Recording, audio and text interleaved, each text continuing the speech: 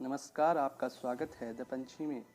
लद्दाख की गलवान घाटी में सोमवार रात चीनी सैनिकों के साथ हिंसक टकराव में सेना के CO रैंक के अधिकारी समेत 20 जवान शहीद हो गए। देर रात सेना से 20 जवानों के शहीद होने की पुष्टि की। सीमा पर हुए खूनी संघर्ष में चीन के 43 सैनिक हताहत हुए हैं। इनमें मृतक और गंभीर रूप से घायल चीनी सैनिक शामिल हैं। इस घटना के बाद पूरे इलाके में सेना ने सतर्कता तथा चौकसी बढ़ा दी है।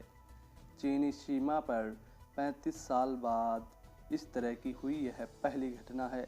इससे पहले 1975 में अरुणाचल प्रदेश के तुलुंग ला में संघर्ष हुआ था, जिसमें 4 जवान शहीद हुए थे। भारतीय और चीनी सेना के बीच पूर्वी लद्दाख में पेंगोंग झील, गलवान घाटी, डेमचोक और दौलत बेग ओल्डी में तनाव चल रहा है। बड़ी संख्या में चीनी सैनिक वास्तविक सीमा पर पेंगोंग झील सहित कई भारतीय क्षेत्रों में घुस आए थे। भारत ने इसका कड़ा विरोध करते हुए चीनी सैनिकों को इलाके में शांति बहाल करने के लिए तुरंत पीछे हटने के लिए कहा। दोनों देशों के बीच इस विवाद को सुलझाने के लिए बीते हुए कई दिनों में कई बार बातचीत हुई है। सोमवार आधी रात गलवान में भारतीय सैनिकों के साथ चीनी सैनिकों की हिंसक झड़प हुई, जो 3 घंटे तक चली। मंगलवार दोपहर 12:55 पर करीब 10 घंटे बाद समाचार एजेंसी के जरिए देश को मालूम पड़ता है कि कर्नल समेत 3 सैनिक शहीद हो गए हैं।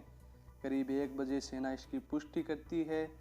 1:25 पर रक्षा मंत्री राजनाथ सिंह ने CDS बिपिन रावत के साथ बैठक की। तीनों सेनाओं के अध्यक्ष विदेश मंत्री S जयशंकर भी मौजूद रहे।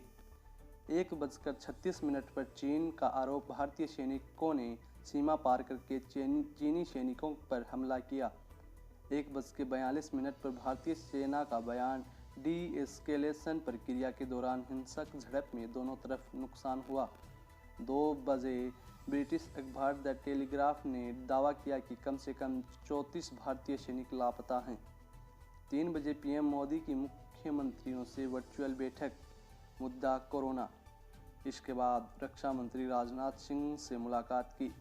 शाम 5:25 पर PM मोदी से मिलने पहुंचे विदेश मंत्री S जयशंकर। राजनाथ ने PM से फोन पर बात की। शाम 5:45 पर रक्षा मंत्री के आवास पर फिर उच्च स्तरीय बैठक हुई। रात 8:30 बजे सुरक्षा मामलों की कैबिनेट समिति की भी बैठक हुई। रात करीब 9:25 पर 20 जवानों के मारे जाने की टीवी पर पहली खबर आई। समाचार एजेंसी ने संख्या 10 बताई।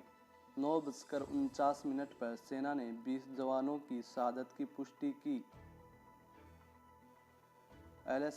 LAC पर 20 भारतीय जवान शहीद हो गए और सरकार और सेना ने चुप्पी साधी रखी। 18 घंटे बाद देश को पता लगा कि हकीकत में क्या घटना हुई है। धन्यवाद।